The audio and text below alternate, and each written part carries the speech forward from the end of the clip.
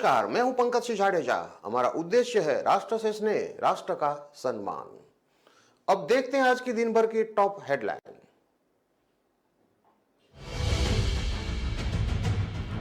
गाजियाबाद में सड़क पर नमाज, जुम्मा की नमाज में मस्जिद में जगह कम पड़ गई। वीडियो सामने आने पर पुलिस ने दर्ज की एफआईआर।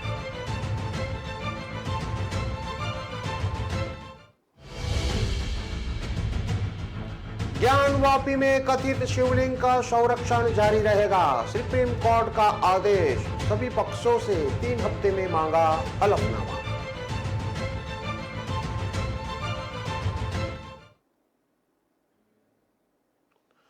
उन्नाव में छात्रा के पोस्टमार्टम में दुष्कर्म की पुष्टि।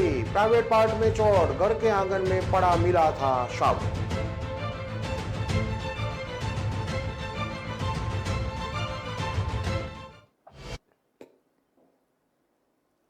अब देखते हैं खबरें विस्तार से। सड़क पर नमाज पढ़ने का ताजा मामला गाजियाबाद में सामने आया है। टीला मोड़ इलाके में सड़क पर नमाज पढ़ी गई। फोटो और वीडियो सामने आने के बाद पुलिस ने खुद इस मामले में केस दर्ज किया है। फिलहाल ये नहीं पता चला है कि नमाज पढ़ने वाले लोग कौन थे, उनकी पहचान की जा रही है। ये पूरा वाकया शुक्रवार का बताया जा रहा है। जुमा की नमाज की वजह से टीला मोड़ इलाके की मस्जिद में लोग इकट्ठा हो गए थे। बताया जा रहा है कि गरिमा गार्डन में रहने वाली मुजम्मिल की पत्नी का इंतकाल हो गया था। उनकी गमी की वजह से भी दूसरे इलाकों के लोग इकट्ठा हुए थे। इसकी वजह से मस्जिद में जगह कम लगने लगी। लोगों ने बाहर सड़क पर दरिया बिछा दी, नमाज पढ़ी जाने लगी। इसी दौरान वहां रहने वाले एक शख्स ने इसका वीडियो बनाया, उसको ट्विटर पर वायरल कर दिया, क्योंकि इस दौरान आने जाने वाले को भारी दिक्कत उठानी पड़ रही थी। पुलिस ने मस्जिद प्रबंधन से पूछा है, बाहर क्यों नमाज पढ़ी गई। पुलिस ने मस्जिद प्रबंधन से बात की है तो उन्होंने अपना पक्ष दिया कि जुमा होने की वजह से मस्जिद में जगह कम थी, इसलिए कुछ लोग को सड़क पर बैठकर नमाज अदा करनी पड़ी। वजह बताई गई कि इलाके में एक महिला की मौत हो गई थी। उसकी गमी में हापुड़ के पिलखुआ से कुछ रिश्तेदार आए थे। भीड़ के कारण गरिमा गार्डन की एक मस्जिद के बाहर सड़क पर नमाज पड़ी गई। 8 दिन पहले भी खोड़ा इलाके में सड़क पर नमाज पढ़ी गई थी। बीते 4 नवंबर को भी खोड़ा इलाके में एक ऐसा ही मामला सामने आया था। कुछ लोगों ने सड़क पर बैठकर नमाज अदा की थी। पुलिस ने इस मामले में मस्जिद के इमाम के खिलाफ एफआईआर दर्ज की थी। आपको बता दें कि उत्तर प्रदेश सरकार के स्पष्ट आदेश है कि नमाज मस्जिदों के अंदर पढ़ी जाए, सड़क बाधित न की जाए। लखनऊ के लुलु मॉल में नमाज विवाद में भी एक बड़ा खुलासा हुआ है। नमाज पढ़ने वाले 8 लड़के पूरी प्लानिंग के साथ आए थे। वे पहले फर्स्ट फ्लोर पर ही नमाज पढ़ना चाहते थे। चप्पल उतारी और जमीन पर भी बैठे, लेकिन गार्ड ने उन्हें टोक दिया। इसके बाद वो 3rd फ्लोर पर पहुंचे और वहां कम भीड़ देखकर नमाज पढ़ी। लखनऊ के लुलु मॉल में एक बार फिर नमाज पढ़ी गई। इस बार एक महिला ने पब्लिक प्लेस पर नमाज पढ़ी है। इसका वीडियो सामने आया है। 43 सेकंड के वीडियो में नजर आ रहा है कि 5-6 मुस्लिम महिलाएं और 1-2 बच्चे खड़े हैं। कुछ युवक भी है। एक महिला जमीन पर बुर्खा पहने हुए बैठी है और नमाज पढ़ रही है। इस बीच कोई चुपके से वीडियो बनाता है और वॉशरूम की ओर निकल जाता है। यह वीडियो मॉल के ग्राउंड फ्लोर का बताया जा रहा है। कुशीनगर के खड्डा रेलवे स्टेशन पर खड़ी सत्याग्रह एक्सप्रेस में नमाज पढ़ने का वीडियो सामने आया है। इसमें दिख रहा है कि 4 लोगों ने स्लीपर कोच के गलियारे में चादर बिछा रखी है, उस पर बैठकर नमाज पढ़ रहे हैं। वहीं एक व्यक्ति लोअर बर्थ पर बैठा हुआ है। वह आने जाने वाले यात्री को रोक रहा है, कह रहा है कि रुक जाओ, अभी थोड़ी देर बाद जाना, नमाज चल रही है। इस दौरान कई यात्री कतार के उस पार खड़े दिखाई दे रहे हैं। ये घटना गुरुवार की है।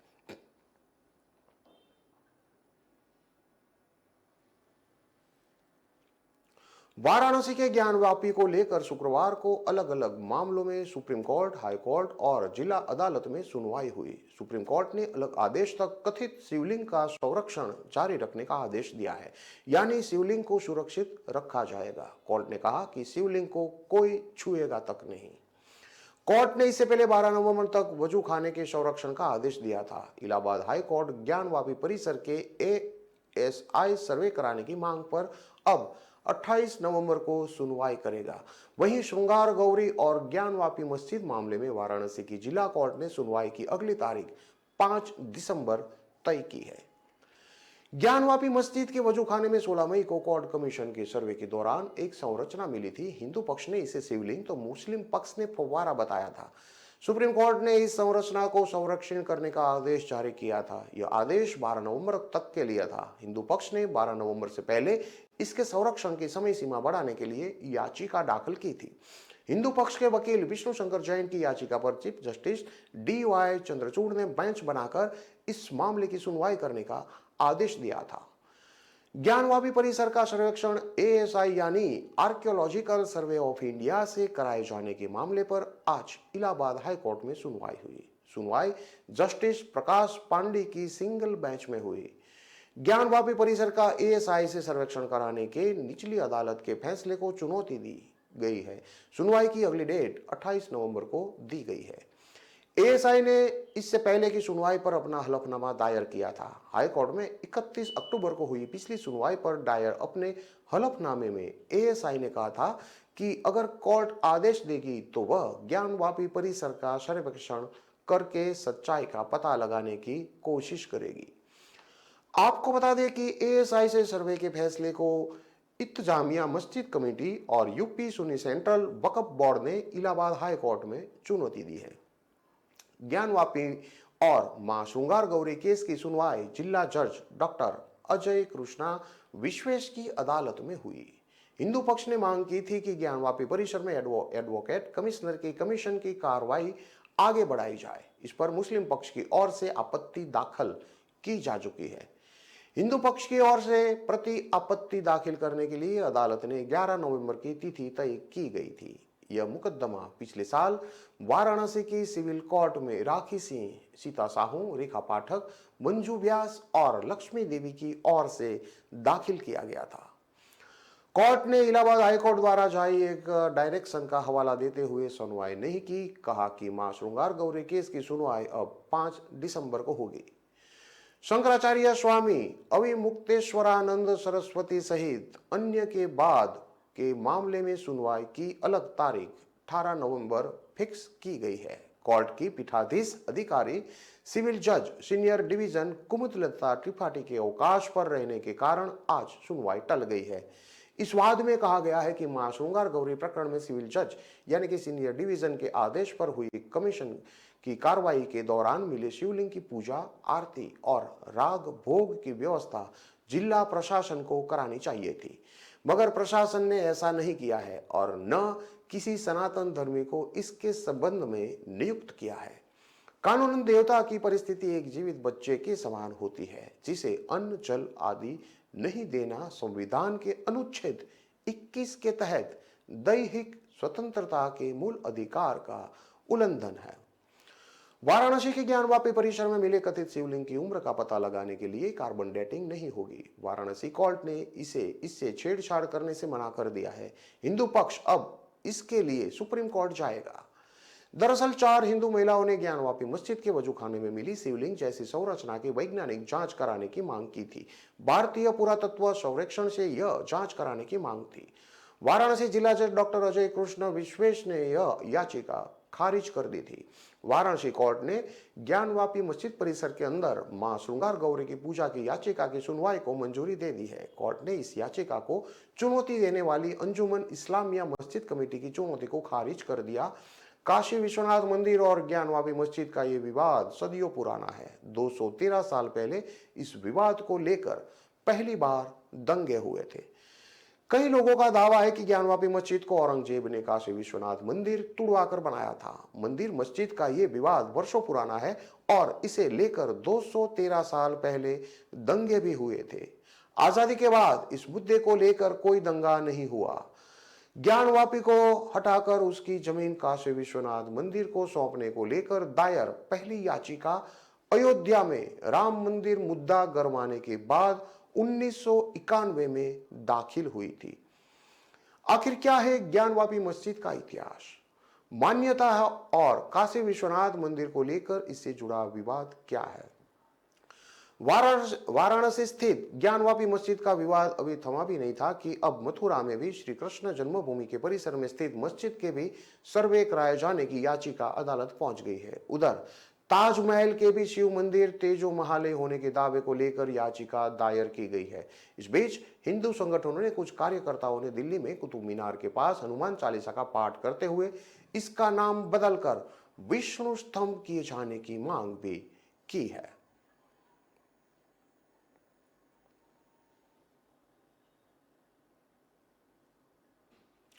उन्नाव में सदर कोतवाली क्षेत्र के एक गांव में रहने वाली बीएससी की द्वितीय वर्षीय छात्रा की बीते दिन घर के आंगन में अर्धनग्न अवस्था में शव मिलने के बाद भारी हड़कंप मच गया था। पुलिस ने शव को कब्जे में लेकर पोस्टमार्टम के लिए भेजा था। आज दोपहर बाद डॉक्टर के पैनल टीम ने छात्रों के शव का पीएम को हैवानियत के साथ दुष्कर्म करने के साथ ही प्राइवेट पार्ट में चोट के निशान मिले। परिजनों के हंगामे के बाद शव को अंतिम संस्कार के लिए भेजा गया। सदर कोतवाली क्षेत्र में बीते गुरुवार की देर शाम एक घर में छात्रा का शव मिलने के बाद भारी हड़कंप मच गया था। परिजनों ने कोतवाली पुलिस को तहरीर देकर हत्या और दुष्कर्म का मुकदमा दर्ज कराया था। आज जिला अस्पताल के 3 डॉक्टरों के पैनल टीम ने पोस्टमार्टम किया है तो दुष्कर्म के साथ प्राइवेट पार्ट में गंभीर चोट के निशान पाए गए हैं। पुलिस ने परिजनों को शव सौंपा तो शव उठाकर पोस्टमार्टम हाउस के बाहर रखकर वो लोग हंगामा करने लगे। इस दौरान शहर में जाम की स्थिति बन गई। पहुंचे अफसरों ने किसी तरह परिजनों को समझाया। बीएससी की छात्रा के दुष्कर्म के बाद हत्या के मामले में पोस्टमार्टम हाउस पहुंची मां ने बताया कि बलात्कार की घटनाएं थमने का नाम नहीं ले रही हैं। आज भी बहन बेटियों के साथ ऐसी घटनाएं हो रही है। मेरी बेटी के साथ भी यह घटना हुई है। घटना में शामिल हत्यारों को फांसी की सजा होनी चाहिए। पुलिस जल्द से जल्द इसे गिरफ्तार करे। उधर पोस्टमार्टम करने वाले डॉक्टर के पैनल का गठन किया गया था जिसमें महिला और पुरुष डॉक्टरों के पैनल और वीडियोग्राफी के साथ पोस्टमार्टम करवाया गया था। डॉक्टरों के पैनल में सर्जन डॉक्टर संजय वर्मा, अमित श्रीवास्तव और महिला डॉक्टर अर्चना वर्मा मौजूद रही। पोस्टमार्टम रिपोर्ट में प्राइवेट वार्ड में अधिक रक्तस्राव होने पर मौत होने की पुष्टि हुई है। दुष्कर्म की जांच के लिए डॉक्टरों से स्लाइड बनवाई गई है। गुरुवार की देर शाम छात्रा की हत्या के बाद घर में शव मिलने के बाद पुलिस महकमे में भारी हड़कंप मच गया था। पुलिस ने शव को मोर्चरी में रखवा दिया था, लेकिन दूसरे दिन शुक्रवार दोपहर 2 बजे तक पंचायतनामा के कागजात तैयार करने में पुलिस लापरवाही करती रही, जिससे पोस्टमार्टम की प्रक्रिया देरी से शुरू हुई और मौजूद परिजनों का पोस्टमार्टम हाउस में रो रो कर बुरा हाल था। परिजनों की तहरीर पर सदर कोतवाली में हत्या और दुष्कर्म का मुकदमा दर्ज किया गया है। मुकदमा दर्ज होने के बाद स्थानीय पुलिस और स्वाट टीम सीडीआर के आधार पर कई नंबरों को रडार कर पर लिया है। संपर्क में आने वाले लोगों की कॉल डिटेल खंगाली जा रही है। संदिग्ध 2 लोगों को पुलिस ने हिरासत में लेकर पूछताछ भी की है। पुलिस विभाग के सूत्रों की माने तो छात्रा की हत्या में प्रेम प्रसंग के एंगल पर पुलिस की टीम जांच पड़ताल कर रही है। छात्रा के मोबाइल में ऐसे कई नंबर मिले हैं जिनको उनके परिवारजन नहीं जानते हैं। ऐसे में घटना का खुलासा चौंकाने वाला हो सकता है। छात्रा के पिता ने सदर कोतवाली में सुजीत और कुंवारा को नामजद करते हुए मुकदमा पंजीकृत कराया है। पुलिस ने तहरीर के आधार पर आईपीसी 302, 376 ए और 34 के तहत मुकदमा दर्ज कर लिया है। पुलिस का दावा है कि जल्द से जल्द घटना का खुलासा हो जाएगा।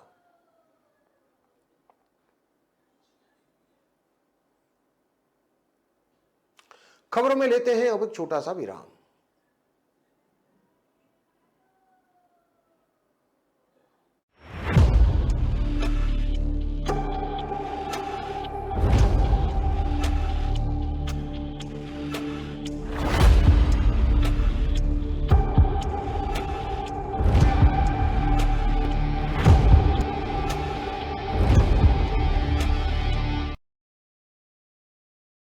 चंद्रू, कहाँ ले जा रहा मुझे?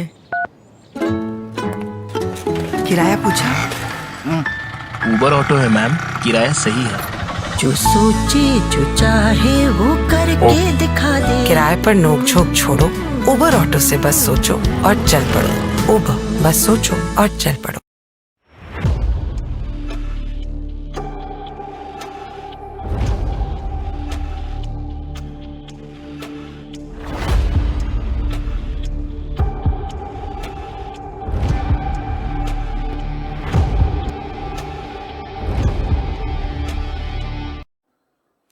विराम के बाद एक बार फिर से आपका स्वागत है। अब देखते हैं आगे की और खबरें। बिकरू हत्याकांड में सह अभियुक्त बनाई गई खुशी दुबे की जमानत पर सुप्रीम कोर्ट में सुनवाई टल गई है।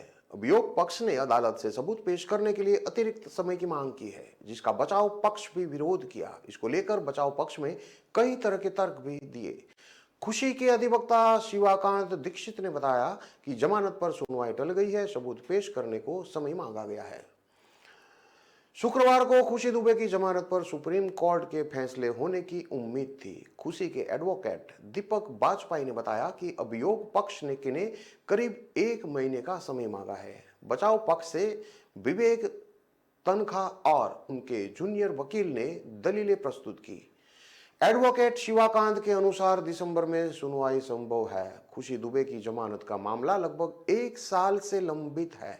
मामले की सुनवाई कोर्ट नंबर 3 न्यायमूर्ति रामास्वामी और न्यायमूर्ति अब्दुल नजीर की कोर्ट में चल रही है। दरअसल 2022 विधानसभा चुनाव में खुशी दुबे चुनावी मुद्दा बनकर सामने आई थी। विपक्षी पार्टियों ने बिकरू कांड के बहाने ब्राह्मण उत्पीड़न को मुद्दा भी बनाया था। बिकरू कांड के मुख्य अभियुक्त विकास दुबे और उसके गैंग के 5 लोग एनकाउंटर में मारे जा चुके हैं, जिसमें खुशी दुबे का पति अमर दुबे भी शामिल रहा है, जिसका एनकाउंटर हमीरपुर में किया गया था। इसके बाद खुशी दुबे को सह अभियुक्त बनाकर जेल भेजा गया था, तभी से यह मामला सुर्खियों में है। इसी साल हुए विधानसभा चुनाव में खुशी दुबे को ब्राह्मण उत्पीड़न का चेहरा बनाकर समाजवादी पार्टी, बहुजन समाजवादी पार्टी और कांग्रेस ने जनता के सामने प्रस्तुत किया था। बसपा महासचिव सतीश मिश्रा को तो लगभग हर सभा में उसका नाम लेते रहने की जैसे कि आदत ही हो गई थी। दूसरी तरफ समाजवादी पार्टी के नेताओं ने खुशी की मां और बहन को टिकट की पेशकश भी की थी। कांग्रेस ने तो खुशी की बहन नेहा को कल्याणपुर विधानसभा सीट से टिकट भी दे दिया था। मामला राजनीतिक मुद्दा बना तो वरिष्ठ अधिवक्ता विवेक तनखा, दीपक बाजपेयी, शिवाकांत, BS सोडी मदद को सामने आए। कोर्ट में खुशी की जमानत को लेकर मजबूती से पक्ष रखा।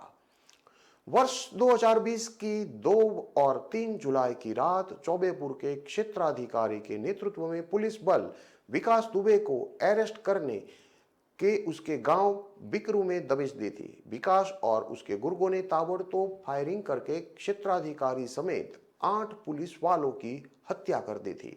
बाद में पुलिस ने उसके 4 साथियों को एनकाउंटर में मार गिराया था। घटना के समय खुशी दुबे सहित 4 महिलाओं पर हत्यारों को उकसाने का आरोप लगा था। सीतापुर में डेंगू का प्रकोप थमने का नाम नहीं ले रहा है। पिछले 24 घंटे में एक महिला की डेंगू से इलाज के दौरान मौत हो चुकी है। डेंगू से पीड़ित महिला का उपचार लखनऊ में चल रहा था। डेंगू लगातार अपने पैर पसारता जा रहा है और उसे रोकथाम के उपाय महज कागजों तक ही सिमट कर रह गया है। जिला अस्पताल के डेंगू वार्ड में मौजूदा समय में तकरीबन 20 मरीज भर्ती है, जिनका उपचार चल रहा है। जिला अस्पताल में मरीजों का यह आंकड़ा लगातार बढ़ रहा है और रोजाना OPD में मरीजों का तांता लगता है। जिला अस्पताल की OPD में रोजाना तकरीबन 2000 मरीज बुखार जुकाम से पीड़ित होकर इलाज के लिए पहुंच रहे हैं। जनपद में पिछले तकरीबन 1 सप्ताह से डेंगू के मामले सामने आ रहे हैं।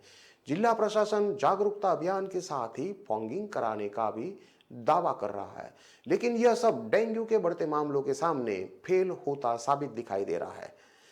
CMS डॉक्टर RK अग्रवाल का कहना है कि OPD में आ रहे मरीजों में से रोजाना 60% मरीज वायरल फीवर से संक्रमित होते हैं और यही एक बड़ी वजह है कि बदलते मौसम में मरीजों की संख्या बढ़ रही है।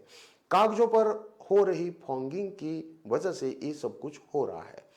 जिले की सभी नगर पालिका प्रशासन का दावा है कि डेंगू से रोकथाम के लिए मोहल्ले में लगातार लाखों खर्च करके फॉगिंग कराई जा रही है, लेकिन मोहल्ले वासियों का कहना है कि यह फॉगिंग तो दूर, कोई नालियों में भरे पानी को निकालने का इंतजाम नहीं हुआ है।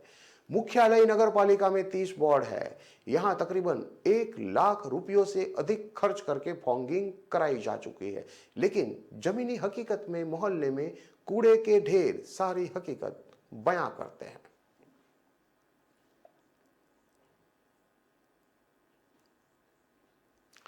हरबंस मोहाल के होटल में सैन्य कर्मी का शव मिलने के मामले में पोस्टमार्टम रिपोर्ट में मौत की वजह साफ नहीं हो सकी है। इसके चलते जांच के लिए बिसरा विधि विज्ञान प्रयोगशाला लखनऊ भेजा जाएगा। परिजनों के निवेदन पर सैन्य कर्मी के पार्थिव शरीर को मिजोरम भेज दिया है। हरबंस मोहल्ला स्थित माई 24 होटल में मृत मिले सैन्य कर्मी टी लाल हरियत पुइया के शव का पोस्टमार्टम शुक्रवार को किया गया। फोन पर उनके भाई माविया ने बताया कि सेना के अधिकारियों से बातचीत हुई है। उसका शव मिजोरम स्थित पैतृक गांव लोंगले भेजने की अपील की है। पोस्टमार्टम में बिसरा सुरक्षित किया गया है। आपको बता दें कि टी लाल हरियत पुइया कैंट में असम रेजिमेंट में नायब सूबेदार के पद पर तैनात थे। 7 नवंबर की शाम को उन्होंने भाई 24 होटल में कमरा लिया था और 9 नवंबर को उनका शव होटल के कमरे में मिला था। जांच में पता चला था कि उन्होंने 2 दिन से कुछ खाया नहीं था। पोस्टमार्टम रिपोर्ट में भी पेट खाली मिला है। हरबंस मोहाल थाना प्रभारी अरुण कुमार सिंह ने बताया कि सैन्य कर्मी का शव सैन्य अधिकारी को सौंप दिया है। हरबंस मोहाल थाना प्रभारी ने आगे और भी बताया कि सैन्य कर्मी की मौत की वजह जानने के लिए पुलिस जांच पड़ताल कर रही है। होटल और आसपास के सीसीटीवी फुटेज की जांच की जा रही है। इसके साथ ही होटल और कर्मचारियों से भी पूछताछ की गई है। कॉल डिटेल की भी जांच की जा रही है। जल्द ही सैन्य कर्मी की मौत का खुलासा होगा।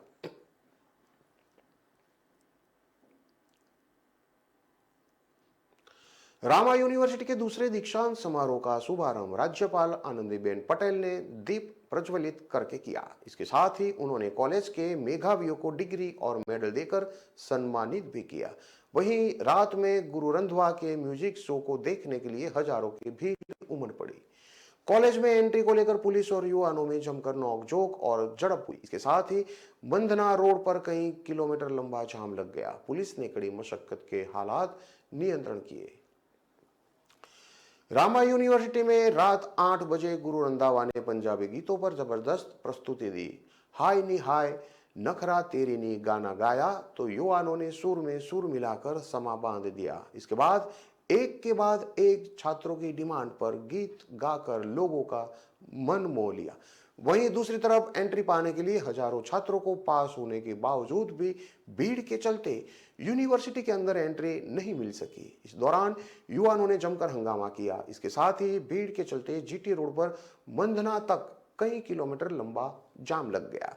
पुलिस ने कड़ी मशक्कत के बाद भीड़ को नियंत्रित करने के साथ ही जाम को खुलवाया। राज्यपाल आनंदीबेन पटेल ने शुक्रवार को रामा विश्वविद्यालय के द्वितीय दीक्षांत समारोह में मुख्य अतिथि के रूप में पहुंची। उन्होंने कहा कि मां की तरह डॉक्टर, उद्योगपति, प्रशासन, इंजीनियरों को भी ज्ञान, भक्ति, कर्मयोग का समन्वय करना होगा, तभी देश का समुचित विकास होगा। मेरी दृष्टि से गोल्ड मेडल और रजत पदक एक ही है। कोई 1 नंबर से पीछे रह गया तो कोई 2 नंबर ज्यादा पा गया, इसलिए चिंता करने की बात नहीं है। जब हमारे देश की बेटियों का नाम होता है तो पूरे देश की बेटियां का सम्मान भी होता है। माता का सम्मान सबसे बड़ा सम्मान है। माँ के मन में बच्चों के लिए होता है कि मैं भले ही गरीबी में पड़ी हूं लेकिन मेरी बेटी या बेटा बड़ा आदमी बन जाए। माता पिता को मत भूलिए, उन्होंने संघर्षों से आपको आगे बढ़ाया है। बेटा बेटी भले ही पढ़कर विदेश चले जाए लेकिन माता पिता देश में रहकर खुश रहते हैं। राज्यपाल ने कहा कि विश्वविद्यालय को बेस्ट प्रैक्टिस करना होगा। नैक में यह नियम है, गांव गोद लेना चाहिए, आंगनवाड़ी में जाए, वहां सुविधाएं दे। कई विश्वविद्यालय यह कार्य नहीं कर रही हैं। प्रधानमंत्री स्वच्छता के लिए इतना कार्य कर रहे हैं। विश्वविद्यालय के छात्र छात्राएं गांव जाए, ग्राम प्रधानों को जागरूक करे। नल से जल कार्यक्रम चल रहा है, पानी को लेकर लोगों को जागरूक करने की जरूरत है। यूनिवर्सिटी को जल संचयन, sewage treatment plant, solar power का इस्तेमाल करना होगा। नेट की ग्रेडिंग में इसको जोड़ा जाता है। छात्र छात्राएं ऐसा कार्य करें जिससे देश विश्व गुरु बन सके। विधानसभा अध्यक्ष सतीश महाना ने कहा कि अपॉइंटिंग अथॉरिटी की ओर हमेशा ईमानदार रहना होगा। मैं अपनी पार्टी, जनता, क्षेत्र, प्रदेश के प्रति पूरी तरह ईमानदार हूं। छात्र छात्राएं अपने प्रोफेशनल के प्रति ईमानदार बने। यह ईमानदारी माता पिता, संस्थान और समाज के प्रति होनी चाहिए। हमें समाज के लिए कुछ न कुछ करना होगा। उनके कार्यों से शहर का नाम रोशन हो सकेगा। उन्होंने छात्रों को बधाई और शुभकामनाएं दी। कहा कि आप लोगों से बहुत कुछ सीखने को मिलता है। कॉन्वोकेशन में 3222 छात्रों को उपाधि प्रदान की गई। इसमें BTech, MTech, BBA, MBA, MBBS, LLB, LLM, PhD समेत अन्य स्नातक, परास्नातक छात्र और शोधार्थी शामिल हैं। समारोह में 133 मेधावियों को स्वर्ण और 102 को रजत पदक मिला। इस मौके पर रामा विश्वविद्यालय के कुलाधिपति डॉक्टर सुरेश कुशवाहा, कुलपति डॉक्टर जनार्दन अमरनाथ, निर्देशक डॉक्टर प्रवण सीमा, रामा कुशवाहा और डॉक्टर अनु कुशवाहा आदि सहित बहुत जन उपस्थित रहे।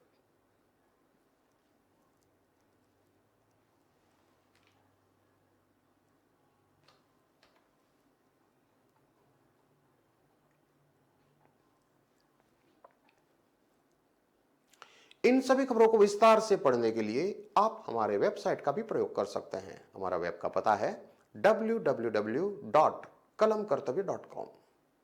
हमारी कलम ही हमारा कर्तव्य है के उद्देश्य के साथ खबरों को आप राष्ट्र प्रथम के साथ देखते रहिए। नमस्कार।